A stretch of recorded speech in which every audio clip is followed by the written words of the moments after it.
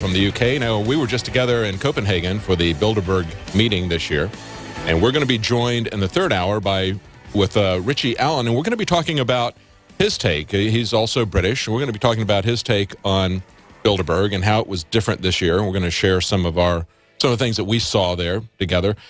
But before we get to that, we've been talking about journalism and free press, and there's a lot of things happening this week.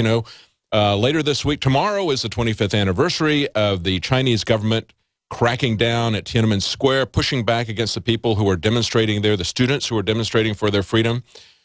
The day after that is the one-year anniversary of the Snowden leaks, and so there are some groups on the internet that are going to be holding a rally to try to get people to be aware that they need to do things to protect their own privacy. And as we were talking about this, it's not just the Tiananmen Square students. We had Andrew Demeter, someone who is no stranger to those who watch the Paul Revere contest or follows InfoWars, a 16-year-old. Now, he was in a position where he was able to directly ask Nancy Pelosi a question, and he got to ask her, what about the Fourth Amendment and the NSA? And she just started fumbling all over herself. Paul, when we were abroad, looking at the different ways that police interact with people and then going through all the hassles that we went through to come back into this country, I saw this article today about more U.S. citizens turning in their passports. They said 1,001 U.S. citizens gave up their citizenship in just the first quarter of this year, more than the total in 2012, and already about a third of 2013 is record-breaking 3,000. Now, this article from the Washington Examiner is focusing on the financial aspects of it, but I think it has to do with the entire perspective, the loss of privacy. And there's another article that's come out about how this new financial database bureaucracy, that Dodd-Frank created, they are now going to start collecting virtually everything in the open from about 227 million Americans, looking at every mortgage going back to, I believe it was 1998. And every bit of supporting information about you and your household, demographic and personal. That's what I think a lot of people are leaving America, because they're worried about not just the money that's being confiscated, but the police state. Well, the fact that more data is being kept than ever before is a given, but the ultimate scandal, of course, with the NSA is going to turn out to be that not just metadata, but distinct conversations, specific details about people's bank accounts, their online chats, every single shred of communication you can imagine is being stored. Because as former NSA whistleblower William Binney said, to store the metadata would only require relatively small physical storage space, the kind of space that the NSA have now got in centers like Bluffdale and others is so vast that the only explanation possible is that they're storing every phone conversation. We're talking audio, transcripts, we're talking emails, we're talking online chats. They're storing absolutely everything. Doesn't mean that they've got the personnel to analyze it, or indeed the computer algorithms that are strong or quick enough to analyze it all. But using keyword logging, they can begin to do that. That is the ultimate scandal. And I think eventually the Snowden revelations will start to lean in that direction. More and more confirmation that each shred of individual communication is being stored by the NSA, not just things like metadata. Yeah, and since we haven't done anything about it, they're getting even more bold about this. And of course, we have a new bureaucracy that was created by Dodd-Frank. That's and listen to this, Consumer Financial Protection Bureau. That's the same kind of cynical acronym as we were talking about before about the Patriot Act.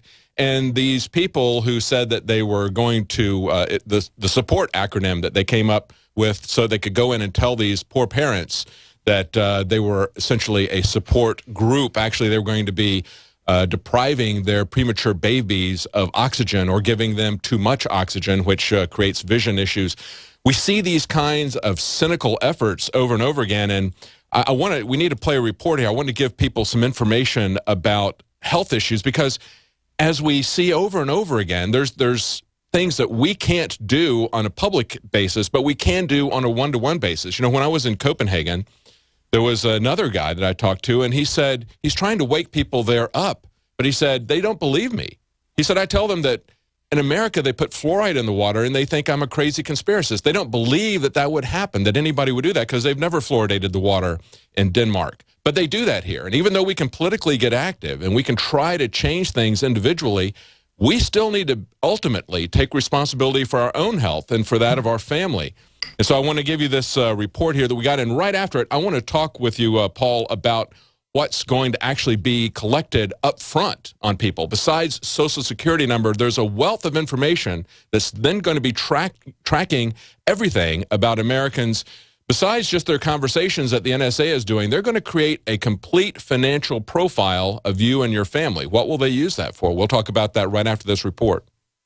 In January of this year, I sent Jakari Jackson and other Infowars.com reporters to the west coast of the United States to investigate the reports of massive radiation spikes, 10 times in some cases what the background radiation is supposed to be. Professional groups, private organizations, and citizens alike were going out with their field meters and Geiger counters and picking up huge spikes in San Francisco, Los Angeles, but as far north as Seattle. Jakari and our reporters not only confirmed increased radiation, they found it all over the western coastline. Why is this not a national news story? Why is this not an international news story that these power plants are registering lower radiation than what is being found in Half Moon Bay? We had witnessed a coordinated cover-up by Tokyo Electric and the Japanese government of the cancers and deaths and thyroid ailments plaguing Japan in the first 3 years after the disaster.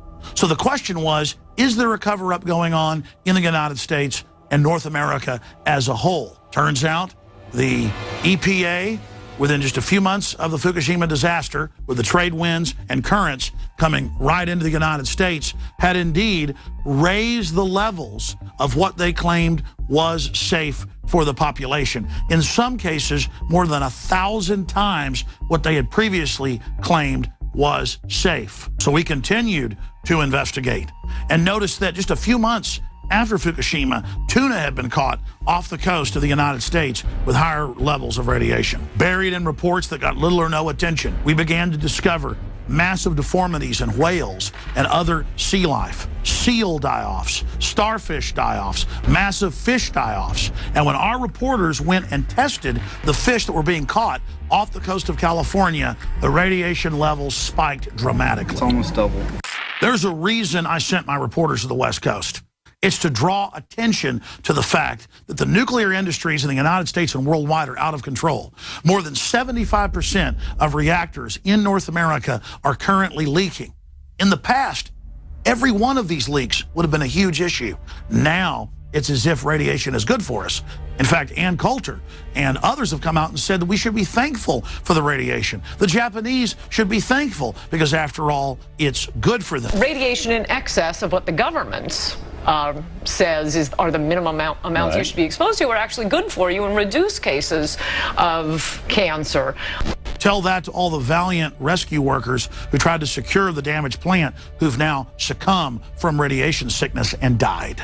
And tell that to the sailors and crew of the USS Ronald Reagan, many of which are dead and dying now from radiation poisoning. And the VA will not give them any care and basically puts them on a death panel list to wait and die. Our sources tell us many were placed on a secret list designed by VA managers to hide the fact veterans were waiting months to see a doctor. Bottom line, it is important that we draw attention to the fact that this industry is out of control.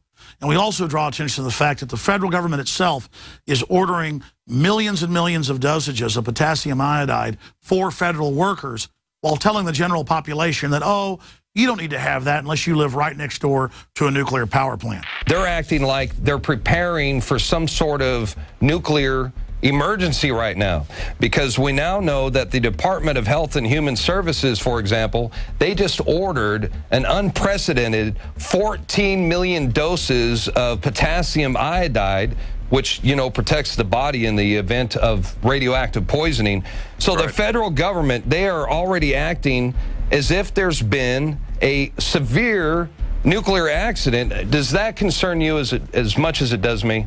Oh, yes, it concerns me not only as a journalist, but as a just general citizen. The truth is, radiation is an invisible poison that's all around us, and the levels of it are going up. It was in my research to find ways to try to shield my family or mitigate the dangers of increased radiation that I discovered that iodine was a key component and that the government was hoarding it. But the type of iodine they're hoarding is something you only take during a huge disaster, not something that you take on a daily basis that from the research helps your glands and body overall to be healthier. That's why we developed with Dr. Edward Group Survival Shield, a proprietary new form of nascent iodine. Survival Shield has been incredibly popular because of the results people have gotten, but also because it's more palatable and easier for children to take. It's not as harsh as some of the other iodines that are out there. We innovated with Survival Shield Nascent Iodine, and it's still available and is excellent. But we are now very excited to introduce X2. There is no other iodine anywhere near this. The other so-called nascent iodines are black and turn black on paper. The Survival Shield Nascent Iodine turns electric blue purple because it's from the pure crystal. You can literally see these ancient crystals seething with the iodine. If you think Survival Shield was powerful, X2 is the